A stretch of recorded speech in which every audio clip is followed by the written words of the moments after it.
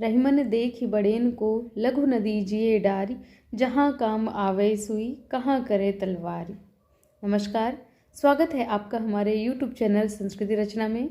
अगर अभी तक आपने हमारे चैनल को लाइक और सब्सक्राइब नहीं किया तो आप इसको लाइक कर दीजिए, सब्सक्राइब कर दीजिए और साथ ही साथ बेल आइकन को दबा दीजिए, जिससे कि हमारी वीडियोस आपके पास तक पहुंचती रहें।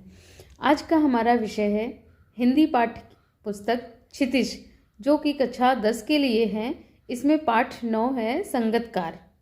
संगतकार के विषय में आज हम पढ़ेंगे। संगतकार का अर्थ है जो मुख्य गायक के साथ में वाद्य बजाने वाला अथवा गायन करने वाला जो सहायक होता है, जो सहायक कलाकार होता है, उसको संगतकार कहते हैं। संगतकार यह एक काव्य रचना है जिसके कवि मंगलेश डबराल जी हैं। हिंदी कवि मंगलेश डबराल का जन्म टिहरी गढ़वाल में काफल पानी नामक गांव में हुआ था। इनका जन्म सन 1948 में हुआ। देहरादून में इनकी शिक्षा दीक्षा हुई। जीवन निर्वाह के लिए इन्होंने हिंदी पैट्रियट, प्रतिपक्ष और आसपास नामक पत्रों में संपादन कार्य संभाला था।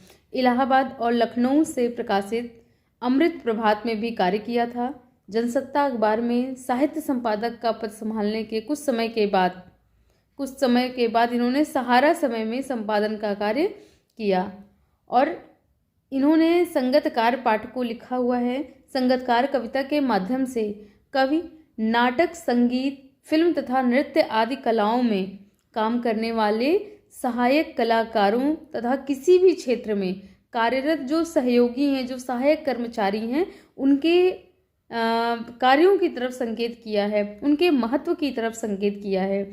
ये अपने मानवतावादी दृष्टिकोण से मुख्य व्यक्ति की भूमिका को विशिष्ट बनाने का महत्वपूर्ण कार्य करते हैं। इसके विषय में इन्होंने बताया है कि किस प्रकार से किसी को विशिष्ट बनाने में संगतकार का योगदान होता है। इस कविता के माध्यम से इन्होंने यहाँ पर उसको बताया है। चलिए हम कविता की पंक्ति पर आते हैं। मुख्य गायक के चट्टान जैसी भारी स्वर का साथ देती वह आवाज सुंदर, कमजोर, कांपती हुई थी। वह मुख्य गायक का छोटा भाई है या उसका शिष्य या पैदल चलकर सीखने वाला दूर का कोई रिश्तेदार। मुख्य गायक की गरज में वह अपनी गूंज मिलाता आया है प्राचीन काल से। देखिए, इसमें सबसे पहले तो उन्होंने संगतकार के विषय में बताया। और संगतकार के विषय में उन्होंने क्या बताया कि वह मुख्य गायक के चट्टान जैसी भारी स्वर का साथ देती आवाज है। चट्टान जैसी भारी स्वर, चट्टान जैसी भारी स्वर का क्या तात्पर्य है? यानी कि भारी स्वर में चट्टान जैसे बहुत गंभीर आवाज में जो गाने वाले जो मुख्य गायक होता है, जिसको हम सब सुनते हैं और जिसको हम सब महत्व भी देते हैं, उसके विषय में है कि चट्टान जैसी उसकी आवाज है, चट्टान जैसी भारी आवाज है। यानी कहने का तात्पर्य कि जब कहीं भी संगीत का आयोजन होता है तो मुख्य गायक के साथ संगत करने वाला जो संगतकार होता है उसको आपने बराबर देखा होगा, चाहे वो वाद्य बजाने के रूप में हो या मुख्य गायक के साथ में गायन का कार्य करने वाला हो। अक्सर आपने देखा होगा उसको। तो ज़्यादातर लोग संगतकार के महत्व को नहीं समझते हैं। क्यों? क्योंकि वो पृष्ठभूमि का हिस्सा मात्र बन करके रह जाता है। पृष्ठभूमि अर्थात पीछे का हिस्सा मात्र बन के रह जाता है। सामने तो मुख्य कलाकार दिखाई पड़ता है, मुख्य गायक दिखाई पड़ता है, और जो पीछे जो वाद्य बजा रहा है, जो उसकी बातों को दोहरा रहा है, उस पर किसी का ध्यान जाता ही नहीं है। और ये कहेंगे कि वो हमारे लिए एक गुमनाम चेहरा होता है, जिसको हम जानते ही नहीं या जानने का हम प्रयास भी नहीं करते हैं। और कभी कभी अगर उसके विषय में कुछ थोड़ा बहुत मन में आता भी है तो अटकलें लगाते हैं, अपने आप में लगाते हैं कि हाँ कितना अच्छा वो वाद्य बजाने वाला है। ये बातें कभी कभी आती हैं, क्योंकि मुख्य रूप से तो हम तो उसको देखते हैं जो गा रहा होता है, जो आगे दिखाई पड़ रहा होता है, जो मुख्य भूमिका निभा रहा होता है। हम उसके विषय में कहते हैं कि मुख्य गायक की जो प्रसिद्धि है उसके आलोक में, उसके प्रकाश में बहुत कम लोग ऐसे होते हैं जो संगतकार को जानने का प्रयास करते हैं, उसकी भूमिका पर विचार करते हैं कि वास्तव में उसकी भूमिका महत्वपूर्ण है। इसके विषय में बहुत कम ही लोग विचार करते हैं।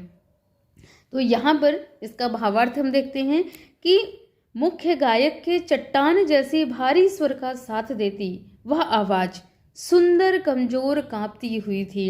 यानी जब वो मुख्य गायक अपने चट्टान जैसी भारी भरकम आवाज में गीत गाता है, भारी स्वर में वो जब गीत गाता है, तो संगतकार उसको सहारा दे करके संभालता है, उसको संभाले रखता है। और संगतकार की आवाज कैसी होती है? वो आवाज सुंदर कमजोर कांपती हुई थी। उसकी आवाज मुख्य गायक की अपेक्षा कमजोर होती है, कांपती हुई होती है, लेकिन सुंदर होती है। इसमें कमजोर से क्या तात्पर्य है? यानी धीमी होती है। वो मतलब मुख्य गायक से धीमे आवाज में गाता है। क्यों? क्योंकि मुख्य गायक के स्वर को उसको आगे दिखाना है। मुख्य गायक का जो स्वर है वो वहाँ पर आगे दिखना चाहिए, वही मुख्य होता है। और जो संगतकार है वो या तो नवसिखिया जिसको कहते हैं कि नया नया सीखने वाला होता है, या कहेंगे कि उससे छोटा होता है, उससे बाद का होता है। तो इसलिए मुख्य गायक की ही आवाज मुख्य रूप से सामने आती है।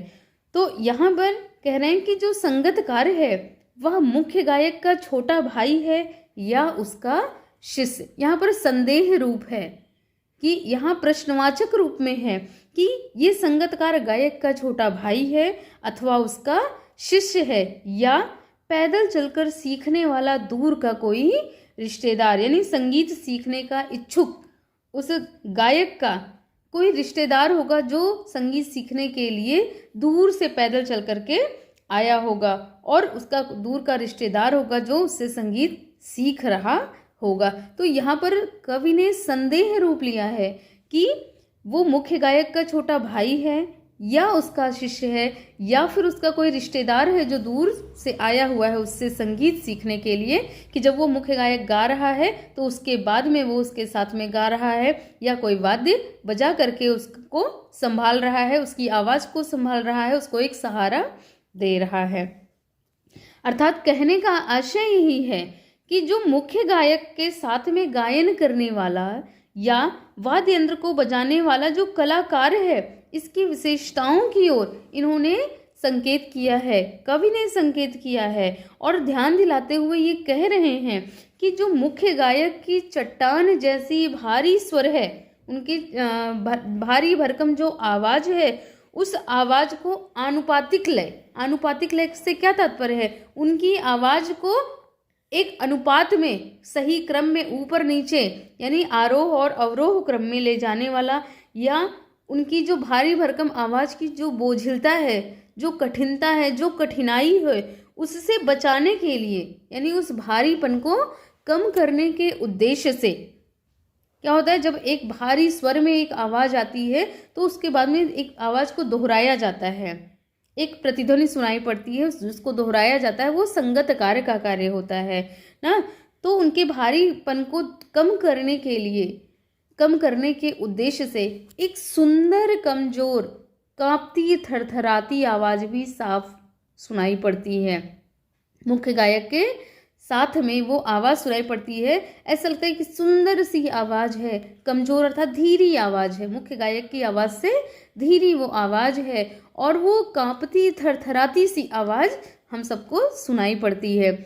इसको कमजोर क्यों कहा गया? कमजोर इसलिए है कि मुख्य गायक की महानता की तुलना में, यानी जो मुख्य गायक है उसकी महानता की तुलना में ये संगतकार नया नया आया है, भी जल्दी में ही उसने संगीत सीखा होगा, जल्दी में ही उसने गायन प्रारंभ किया होगा, जल्दी में ही उसने वाद्य यंत्र बजाना प्रारंभ किया होगा, तो वो डर डर के गा रहा है। जैसे कहा जाता है ना कि जब कोई नई चीज़ें कोई सीखता है, या कोई बहुत प्रसिद्ध व्यक्ति है और उसके साथ में अगर हमको कार्य करने का मौका मिलता है तो बहुत डर लगता है, कहीं ऐसा ना हो कि कुछ गड़बड़ हो जाए। ऐसा आप सबके भी साथ होता होगा ना कि कोई नई नई चीज़ जब हम सीखते हैं, और वो भी तब जब हमसे श्रेष्ठ कोई हमारे साथ में हो, तो मन में एक डर बना रहता है कि कहीं ऐसा ना हो कि कुछ गड़बड़ हो जाए, कहीं ऐसा ना हो कि कुछ हमसे गलती हो जाए।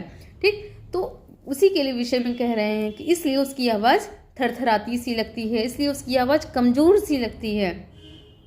फिर वो कह रहे हैं कि या तो ये मुख्य गायक का छोटा भाई है, या उसका कोई शिष्य है, या फिर दूर दराज का कोई रिश्तेदार जो गांव से पैदल चल करके चला आया है और संगीत की शिक्षा में पारंगत होना चाहता है ना। तो अनुभवी गायकों से वो सीखने की उसकी लालसा है, लालसा अर्थात इच्छा, उसकी इच्छा है कि जो अनुभवी गायक हैं उनसे हमें कुछ सीखने के लिए मिले।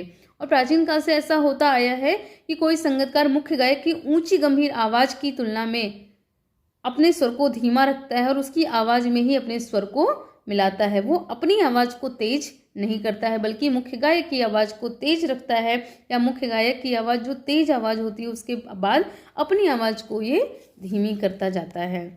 तो यहाँ पर उन्होंने संगीतकार के विषय में बताया हुआ है, जिनके बिना कार्य संभव नहीं होता है। वैसे तो काम तो सब करते हैं, लेकिन जो सहायक होता है वो काम को सुचारू रूप दे देता है, वो उसको सुचारू तरह से संपन्न कर देता है।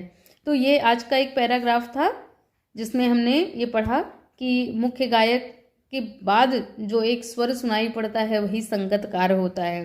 संगीतकार के विषय में बहुत कम लोग ही जानते हैं।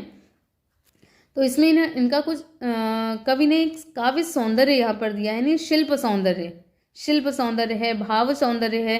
तो इसमें शिल्प सौंदर्य क्या है कि शिल्प सौंदर्य यानी किस प्रकार से ये कविता लिखी गई है, बनाई गई है। तो इसमें खड़ी बोली का सुंदर प्रयोग किया गया है, यानी अगर आ जाए कि इसमें कौन सी बोली है तो ये खड़ी बोली है।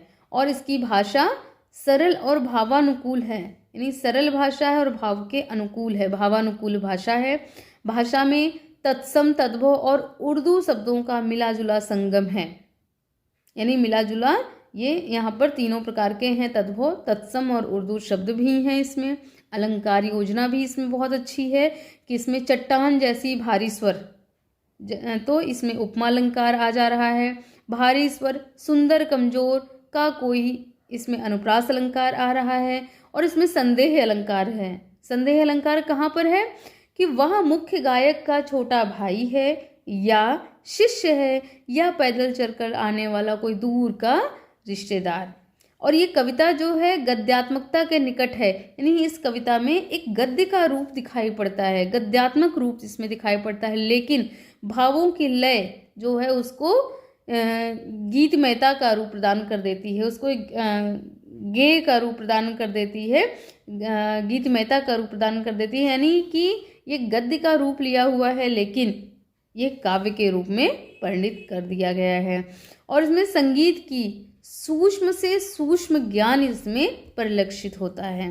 भाव सौंदर्य क्या है कि मुख्य गायक की गंभीर वाणी को गीत गाते समय बल प्रदान करने के लिए संगीतकार अपनी सुंदर और कांपती आवाज में उसका साथ देता है। वह मुख्य गायक का आत्मीय जन ही होता है। यह इसका भाव सौंदर्य है कि किस प्रकार से कवि ने इस कविता की रचना की है, किस प्रकार से कवि ने इस कविता को लिखा है, और वो कितनी गंभीर विषय पर और गंभीर के साथ साथ कितने सूक्ष्म विषय पर उन्होंने ये लिखा हुआ है। ये बहुत ही विशेष कविता है। इसके आगे की पंक्ति हम अगले वीडियो में पढ़ेंगे, अगले वीडियो में उसके बारे में सुनेंगे, उसकी व्याख्या देखेंगे। तब तक के लिए नमस्कार, धन्यवाद।